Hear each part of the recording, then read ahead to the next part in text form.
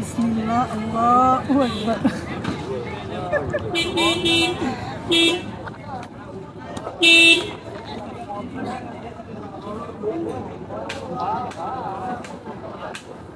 মাশাআল্লাহ, প্রাকৃতিক জিনিস খাইতে আসলেই ভালো লাগে।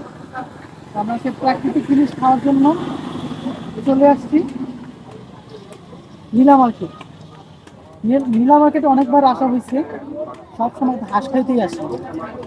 আজকে একটু ব্যতিক্রম বিনোদনের জন্য আসছি, সম্পূর্ণ ব্যতিক্রম। আজকে ভিডিওটি দেখলে আশা করি আপনারা বুঝতে পারবেন।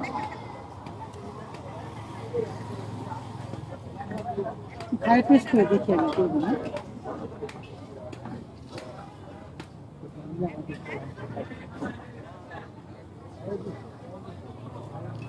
অবশ্যই